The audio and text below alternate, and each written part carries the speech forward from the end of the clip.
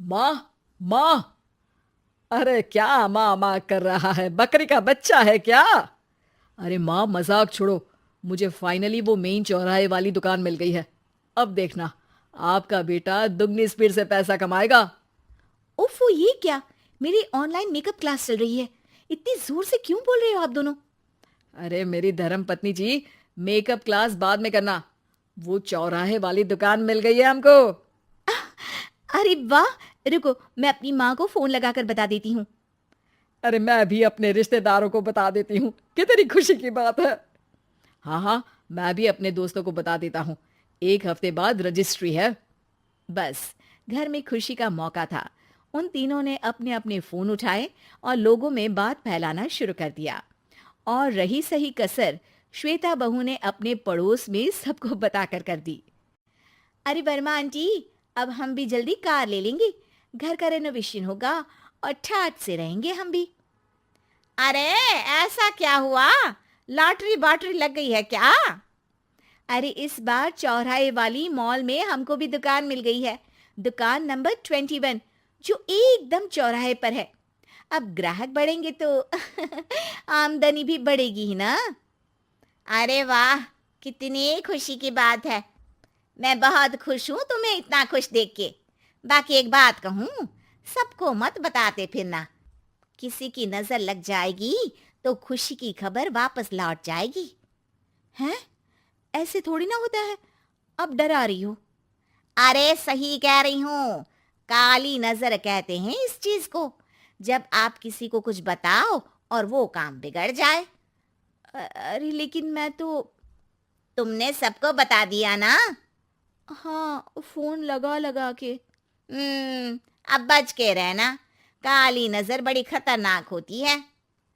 श्वेता इतनी खुश रहती है कि वो वर्मा आंटी की बात पर ध्यान ही नहीं देती, जबकि पड़ोस में और भी लोगों से खुशी की खबर शेयर करती रहती है। अगले दिन राजेश बहुत दुखी होकर घर आता है। अरे बेटा, क्या हुआ? मुंह क्यों सूजा हुआ है? मधुमक्खी ने काट लिया क्या? माँ, वो दुकान किसी और के पास चली गई। किसी ने ज्यादा भाव लगा दिया। अरे पर बात तो आपसे हुई थी ना उस दुकान वाले की। हाँ, आज मैं टोकन अमाउंट देने गया था, तब मुझे पता चला। कोई आकर सुबह मुझसे पहले ही ज्यादा अमाउंट दे गया। काली नजर। क्या? क्या कहा? वर्मा आंटी ने समझाया था कि किसी को बताना मत, वरना काली नजर लग जाएगी। अच्छा, तुम्हें उनकी बात मान लेनी चाहिए थी। उनकी बात मान लेती, लेकिन उसके पहले ही सबको बता चुके थे ना हम तीनों। अरे अगली बार से ध्यान रखेंगे। कोई भी नई चीज होगी तो किसी को नहीं बताएंगे। तीनों कुछ दिन ऐसे ही रहते हैं, पर एक दिन श्वेता को एक मेल आता है। राजेश, मेरा ऑनलाइन मेकअप कोर्स कंप्लीट हो गया। अब मैं खुद का पार्लर खोल सकती हूँ। अरे वाह, अपने मोहल्ले में ही खोलते हैं।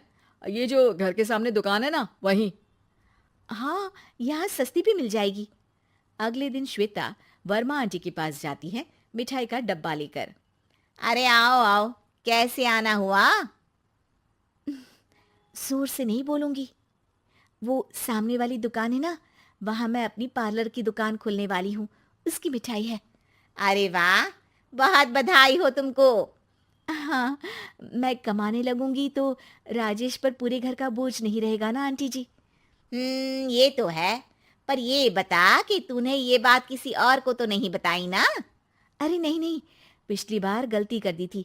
काली नजर लगी किसी की और राजेश के हाथ से वो दुकान चली गई थी। सबको मत बताना। चलो मैं चलती हूँ, कल दुकान की बात करने भी तो जाना है। अगले दिन श्वेता दुकान के लिए मालिक से बात करने जाती है। अरे लेकिन दुकान तो हम कल रात को ही किसी को दे चुके हैं। कल ही? हाँ, कल ही। 2 दिन बाद कोई यहाँ पार्लर भी खोल लेगा। अब कहीं और दुकान देख लीजिए। अरे पर हमको भी तो पार्लर ही खोलना था। हाँ भाई, ये एक ही दुकान है। आधी आधी तो नहीं दे सकता ना मैं। राजेश और श्वेता घर पर हताश होकर आ जाते हैं। इस बार तो किसी को बताया भी नहीं था। अब किसकी काली नजर लग सकती है? सुनो, तुमने माँ को बताया था क्या? अरे कैसी बात कर रही हो? माँ की नजर थोड़ी ना लगेगी। पक्का तुमने किसी को नहीं बताया था ना? सिर्फ वर्मा आंटी को बताया था। उन्होंने ही मुझे किसी को नहीं बताने को कहा। अरे यार, तुम भी सही हो। मेरी माँ को नहीं बताने को कह रही हो, पर वर्मा आंटी को बताना तुम्हें जरूरी लगा।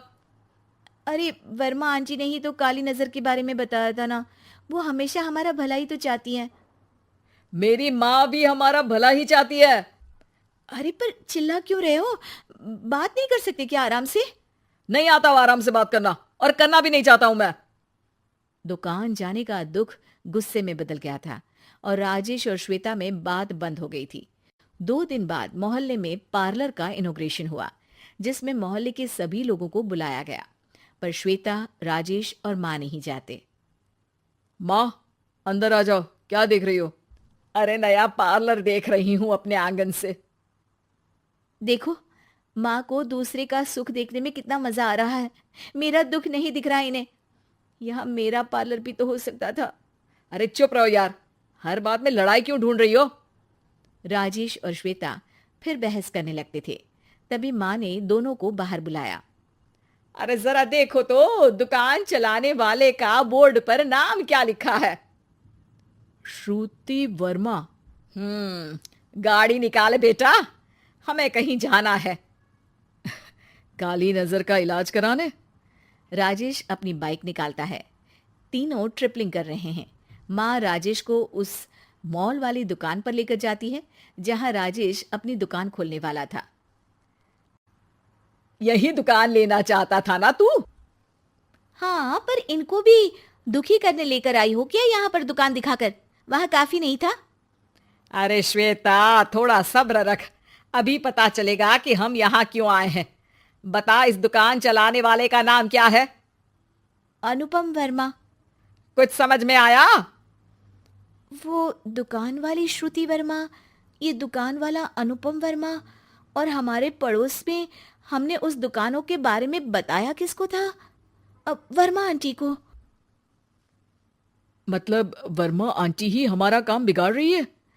नहीं नहीं, ऐसा नहीं हो सकता, ये बस इत्तेफाक है। राजेश अपना फोन निकालता है और श्रुति वर्मा और अनुपम वर्मा के नाम फेसबुक पर सर्च करता है, जहां ये दोनों ही वर्मा आंटी के रिश्तेदार होते हैं।